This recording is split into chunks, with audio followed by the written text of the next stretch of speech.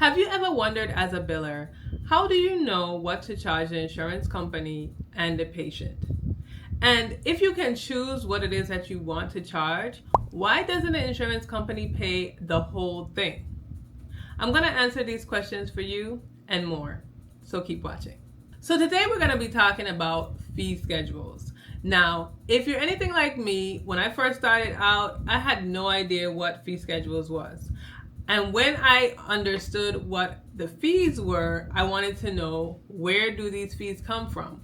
Why is Cigna's fee different from United Healthcare's fee? Are you pulling these fees from thin air? Like, I don't understand.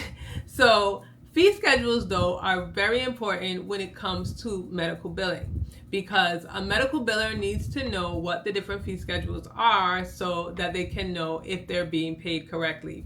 But I'm jumping a little bit ahead of myself. So let me go back to what the definition of a fee schedule is. So a fee schedule is a list of fees that the insurance company and providers use in relation to services and supplies. So there are different types of fee schedules. We have the fee schedules that the providers use, and we have the fee schedule that insurances use. Some fees are negotiated and some fees are determined by the provider. If the fee is negotiated, it would be in the provider's contract with the particular payer. So different payers negotiate the fees with the provider, and it is put in their contract. Now, as for me, where I live in the U.S. Virgin Islands, we have one institution that negotiates our fees for us. In the continental U.S., I know that different providers negotiate different fees for themselves. So I might be in one practice and my fee for 99213 is $50, and you might be in another practice and your fee might be $60 because you negotiated a little bit more. Now, again, that is how I understand it for the continental US, but in the US Virgin Islands, where I am from, we have an institution who negotiates our fees for us. So the providers do not have to negotiate the fees themselves. So this brings us to the billed amount and the allowed amount. So if you don't know what the billed amount is and the allowed amount is, then you can watch this video that I will link above. But to briefly go over it, the billed amount is how much the provider sends out on the claim for a service, and the allowed amount is how much the insurance company actually allows for that particular service. Now, just for a little pro tip, you never want to bill below what the insurance allows. If the insurance allows $60, you don't want to bill $50, because they will not say, oh, well, you bill $50, but we allow $60, so we're just going to pay you the $60 that we allow. No. If you bill $50 and they allow $60, they're just going to pay you $50. Now, if you're interested in getting this t-shirt that I'm wearing today, you can get it in my shop. I will leave the link on the screen and in the description box. I have a lot of other t-shirt designs. This one says, I am a medical biller, and I wear it proudly because I am a proud medical biller. I have t-shirts, cups, pillows, books. See that book back there? That's one of the things as well. So just a lot of different things that you can use to represent your medical billing journey. Also, don't forget that if you are interested in doing a remote one-on-one with me, I have 45 minutes and 90-minute consultations. So make sure you schedule them today. They are limited, and I don't have many spots available weekly. But if you are interested in knowing more about medical billing or starting your medical billing business, then I will also leave the link in the description box and on the screen below. So let's give an example of the different type of fee schedules when it comes to, let's say, a particular procedure code. So let's say the procedure code is 99203, which is an office visit. And I might have in my practice 2 different fee schedules that is loaded in my system. So I might have a self-pay fee schedule, which is what I would use to charge self-pay or uninsured patients. And then I might have an insurance fee schedule, which is what I would use to bill out to all the insurances. So For example, let's say the 99203 for the uninsured self-pay fee schedule is $150. Then we have on the insurance fee schedule, the 99203 might be $300. Now, just because it's $300, which is double of what it is for the self-pay fee schedule, does not mean that that is what the insurance is going to pay.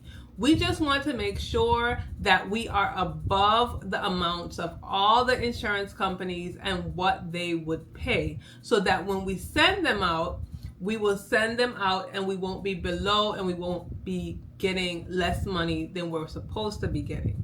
So I might then bill Cigna the $300 for a 99203, and they only allow $225. And then I might bill, let's say, United Healthcare, and they only allow $200. And then I might bill Blue Cross Blue Shield, and they might only allow $150. But I bill out each insurance company the same $300. Now, I also, if I have my contracted fees, I can also bill the exact amount of what my allowed amount is. Now, there is a little controversy with that because, a lot of people say don't do that because you could be gypping yourself, and because the fee schedules change and the amounts change, you might not change it. So then, you think it's this amount, but it's a little bit higher and you're gypping yourself. I used to do it this way a long time ago because like I said, we have negotiated fees in the Virgin Islands, and we used to get Excel disc.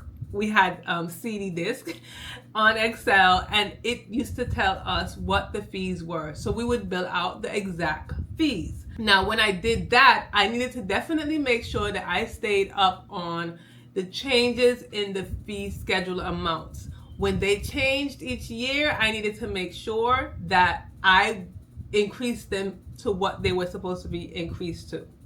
Now, a lot of times that gets missed. Now, you might want to bill way above what you negotiated the fees for so that you can make sure you get everything you need. So it's not necessarily wrong to actually bill out the amount that you have negotiated with the insurance company, but you have to make sure that you stay up on it.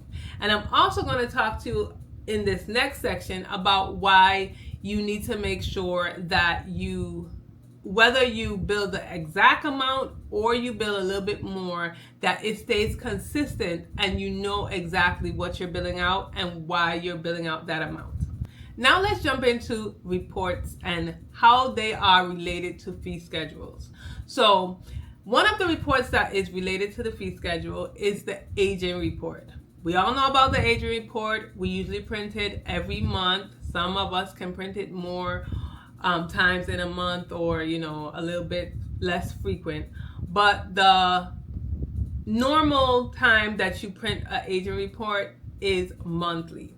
And on this agent report will show you how much you have outstanding in claims that were not paid.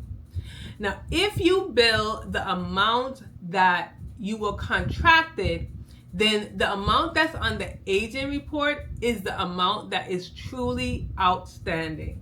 That is the amount that you will probably get the closest to. So if you have an agent report that is $100,000 and you are a provider who bills out the exact amount that you have contracted for, then you should expect to collect close to that $100,000.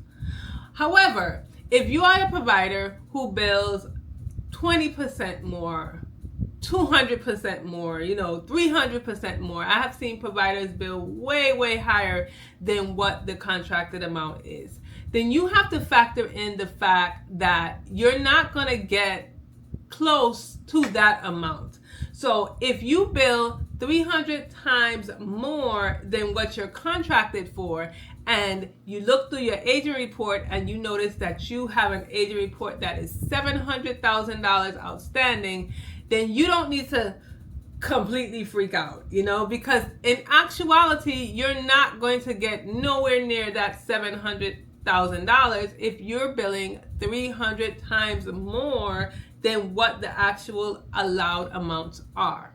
I hope that makes sense. Now, there's something called net collections rate, which is the payments that you receive divided by the charges minus your contractual adjustments, which is that 200% or that 100% that you added to, your fees. Then you multiply that by 100%, and that will give you a net collections rate.